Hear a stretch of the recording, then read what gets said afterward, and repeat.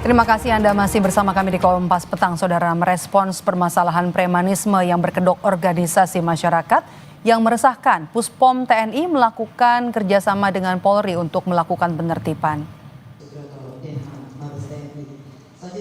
Dan Puspom TNI Maijen Yusri Nuryanto menyampaikan TNI terus melakukan kerjasama dengan kepolisian dalam menjaga keamanan dan ketertiban. Ia pun menegaskan jika ada oknum TNI yang terlibat dalam organisasi masyarakat dan meresahkan warga, maka Puspom TNI akan langsung menangani kasus tersebut. Sedangkan jika anggota ormas yang meresahkan berasal dari masyarakat sipil, maka kasus tersebut segera ditangani oleh Polri. Ya, intinya kita tetap tujuannya adalah menjaga keamanan, kenyamanan masyarakat. Ya, selalu kita bekerjasama dengan Polri untuk menjaga Kamtibmas. Kita memang ada fungsi di sini adalah lead pamfik, ya. Lead ini adalah intelijen, ya, di mana kita selalu berkolaborasi, bekerja sama dengan intelijen lain, ya, dengan kepolisian, kemudian mungkin dari BIN, kemudian dari BAIS, ya. Ini ya informasi-informasi yang ada lah. Jadi kita combine, kita analisa untuk dilakukan pencegahan-pencegahan. Kalau memang di ormas itu ada, mereka tentunya orang sipil, ya. Nah, nanti yang menangani adalah dari kepolisian. Nah, kalau ada oknum TNI-nya, baru kita yang menangani. Sementara itu, Komisi 3 DPR melakukan rapat dengan advokat anti premanisme atau Tumpas pada Rabu siang. Anggota advokat anti premanisme Saur Siagian menyampaikan sejumlah contoh aksi premanisme yang meresahkan di kalangan masyarakat. Saur menyebut tindakan meresahkan itu tidak hanya berupa ancaman verbal, melainkan juga tak segan menggunakan senjata. Saur mendesak Komisi 3 DPR untuk segera menangani permasalahan premanisme yang berkedok organisasi masyarakat.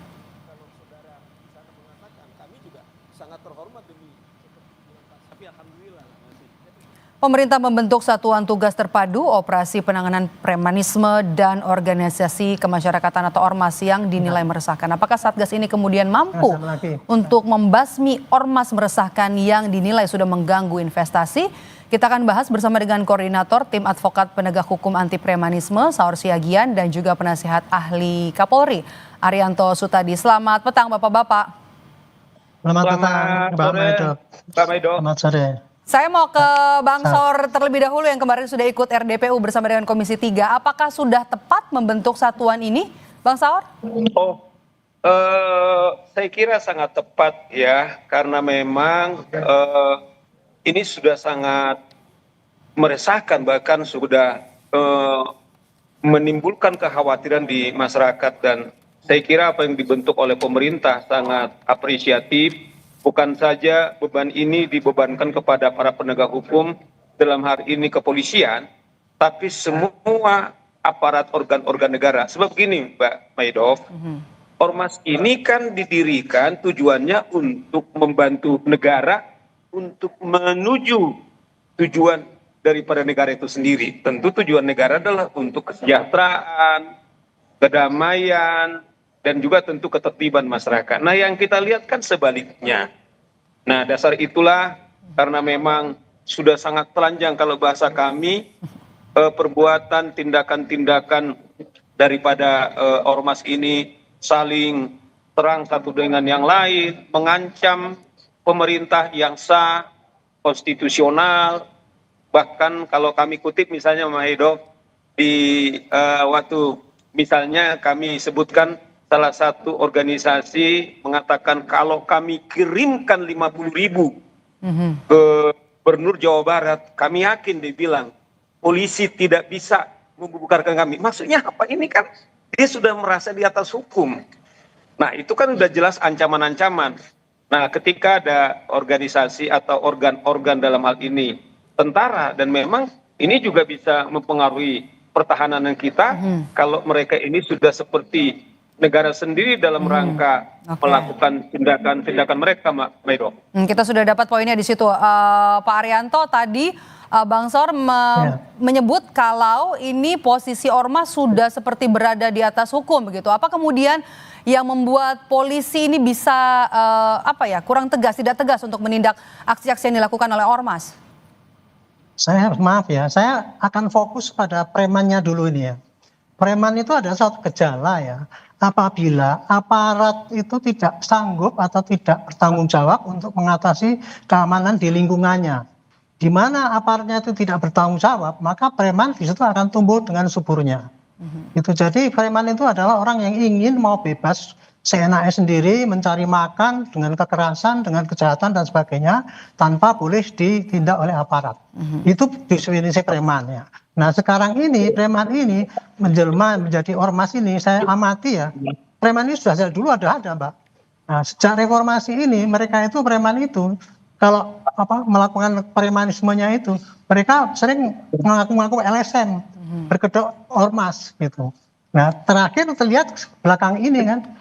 Jadi intinya adalah preman itu karena dibiarkan oleh aparat tidak ditindak, atau lebih besarnya lagi tidak hadirnya negara untuk mengamankan di daerah-daerah yang kecil itu, akhirnya mereka menjadi raja di sana, raja yang ingin bebas. Nah, makanya kalau sudah dibentuk ini operasi ini saya sangat setuju sekali dan sangat bagus sekali. Cuman menurut saya ini telat ini. Mestinya dari dulu ya ada tumbuh kecil tuh preman harus disikat supaya mereka tidak bebas kesana kemari seenaknya sendiri saja. Terutama yang sekarang ini sudah begitu masifnya.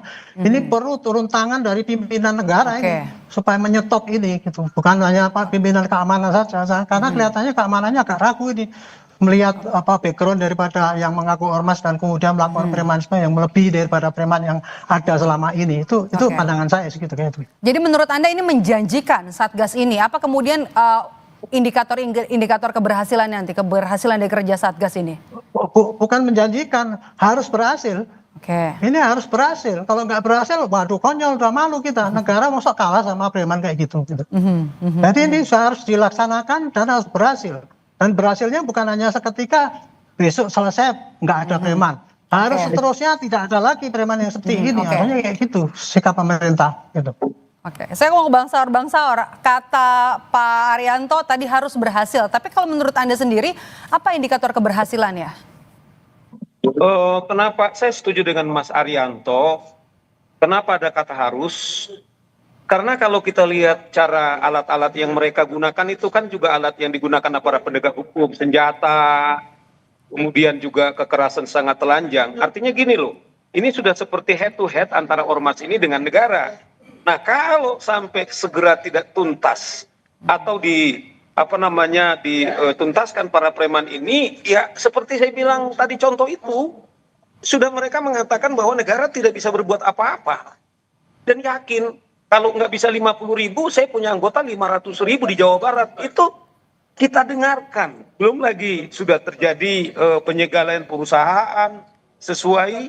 Padahal kan dalam undang-undang ormas itu, kalau sampai mereka melakukan tindakan melampaui atau seperti aparat penegak hukum, itu sudah bisa dipidana atau mengancam melakukan kekerasan, itu jelas sudah bisa dipidana. Nah, apalagi Mbak Medo, saya betul-betul ini jantung karena tim ini juga, Satgas ini juga untuk supaya lancarnya investasi. Nah, memang sekarang ini salah satu mengapa investor takut datang ke Indonesia adalah salah satu faktor ormas sampai sudah mengganggu iklim, jangan sampai mengganggu iklim investasi ya Bang Saur. Kalau saya mau ke Pak Arianto, bagaimana dengan potensi overlapping wewenang nanti Pak Arianto?